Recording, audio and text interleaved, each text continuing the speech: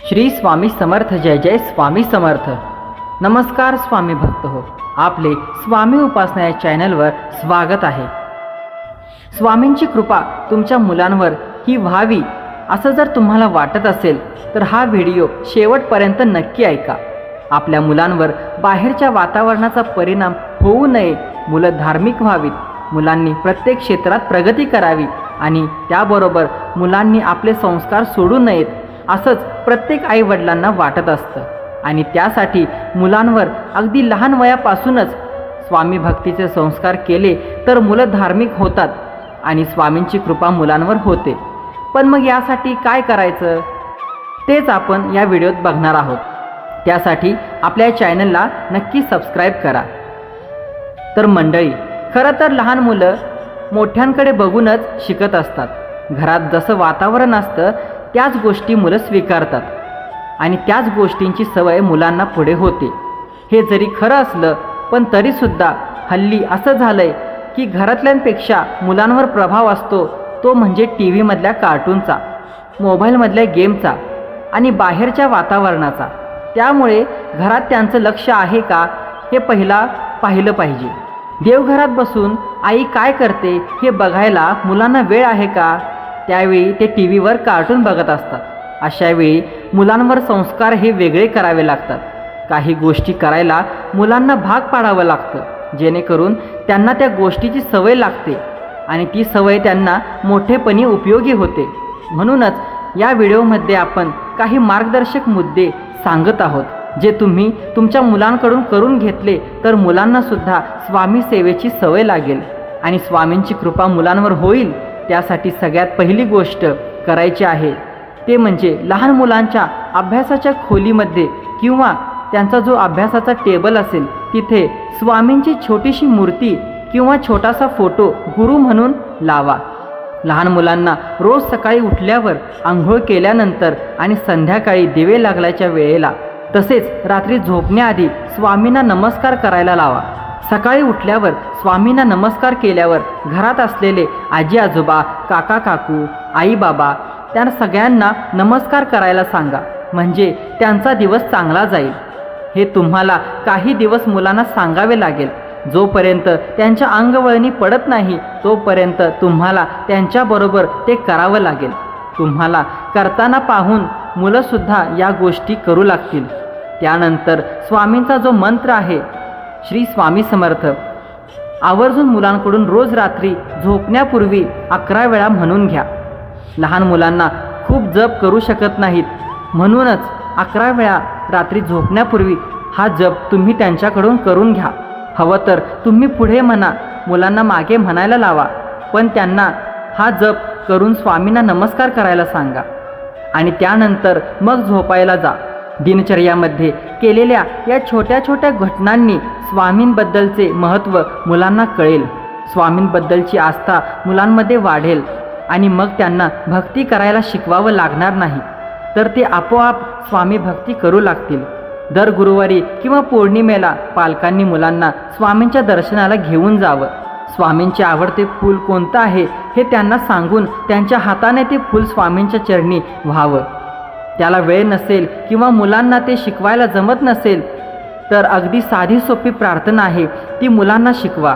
ती प्रार्थना अशी आहे की स्वामी मला चांगली बुद्धी द्या, आरोग्य द्या आणि खूप अभ्यास करण्याची शक्ती द्या। मला नम्र, आज्ञाधारक व दयाळू बनवा। माझ्याकडून सर्वांचे कल्याण करा। मला सदैव तुम्ही आशीर्वाद द्या। अशा प्रकारे अगदी मराठीमध्ये साधे साधे छोटे छोटे वाक्य आहेत, हे मुलांकडून रोज म्हणून घ्या। या पद्धतीने मुलांना स्वामींना नमस्कार करून ही प्रार्थना म्हणायला शिकवा। लक्षात घ्या, मुलं म्हणजे देवाघरची फुलं, त्यांचं मन अतिशय निर्मळ असतं।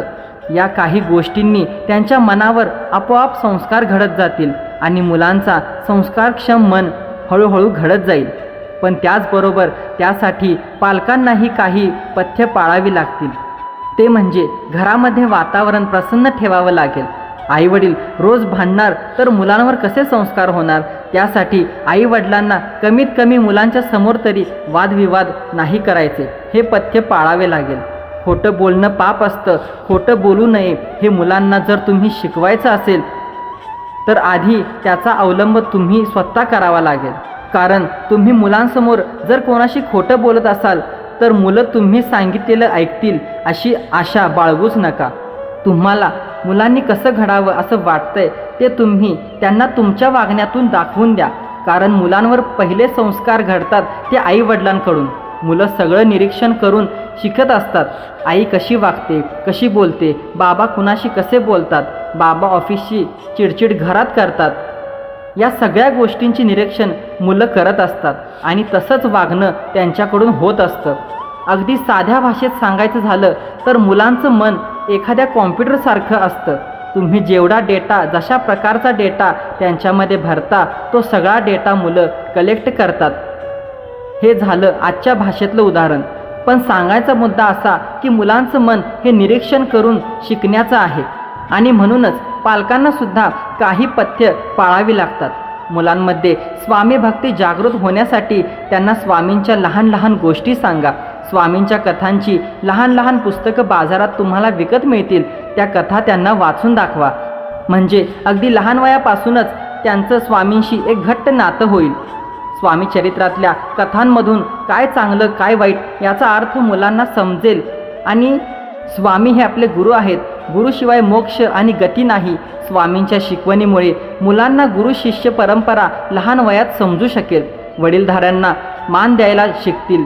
सांगितलेल्या सगळ्या गोष्टी करायला तुम्हाला जमल्या नाहीत तरीसुद्धा त्यातली एखादी गोष्ट जरी तुम्ही तुमच्या मुलांकडून नित्यनेमाने करून घेतले तरी काही दिवसातच तुम्हाला तुमच्या मुलांमध्ये झालेला बदल अनुभवायला येईल. काही मुलं प्रचंड खोडकर असतात, प्रचंड चंचल असतात. खरं तर खोड्या मुलांनी नाही करायच्या तर कोणी करायच्या, पण बऱ्याचदा त्यांच्या खोड्या इतरांना त्रासदायक होतात. अशावेळी आई वडील अगदी वैतागून जातात की या मुलांचं करायचं काय, यांना सांगायचं कसं, यांना शिकवायचं कसं, हा प्रश्न आई वडिलांकडे पडतो. तेव्हा लक्षात घ्या, मुलांना वेळ देण्याची गरज असते. आई वडील मुलांबरोबर जेवढा जास्त वेळ घालवतील तेवढ्या मुलांना ते समजू शकतील आणि मुलांच्या भाषेत एखादी गोष्ट मुलांना समजून सांगू शकतील. बऱ्याचदा असं बघण्यात येतं की आई वडील मुलं खोडकर आहेत म्हणून त्यांची पत्रिका घेऊन ज्योतिषाकडे जातात. पण मला वाटतं यापेक्षा मुलांबरोबर वेळ घालवा. मुलांचा स्वभाव जाणून घ्या. त्यांना कुठल्या गोष्टीत आनंद वाटतो त्याचं निरीक्षण करा. त्यांना आवडणाऱ्या गोष्टीतून तुम्हाला जे हवं आहे ते त्यांना समजून सांगा. आणि हो, लहान मुलांची पत्रिका कधीही बघू नये हे सुद्धा लक्षात ठेवा. कारण लहान मुलांचं मन हे कोरं पान असतं. त्यावर तुम्ही जे लिहिणार आहात त्याचाच परिणाम तुम्हाला ते पुढं दिसणार असतो. इतकंच कशाला, तुम्ही मुलांबद्दल तुमच्या मित्रमैत्रिणींना, शेजाऱ्यांना किंवा नातेवाईकांना काय सांगता याकडे सुद्धा मुलांचं खूप लक्ष असतं. तुम्ही जर असं सांगत असाल की आमचा मुलगा अजिबात अभ्यास करत नाही, अजिबात ऐकत नाही, तर या गोष्टीचा सुद्धा मुलांच्या मनावर परिणाम होतो. म्हणून तुम्ही इतरांना आपल्या मुलांबद्दल काय सांगताय यावर लक्ष द्या.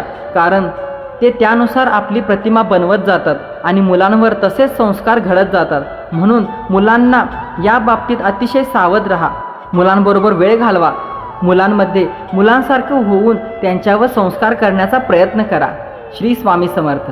अशाच माहितीपूर्ण व्हिडिओसाठी आपल्या स्वामी उपासना या चॅनलला नक्की सबस्क्राईब करा. श्री स्वामी समर्थ. जय जय स्वामी समर्थ. अवधूत चिंतन श्री गुरुदेव दत्त.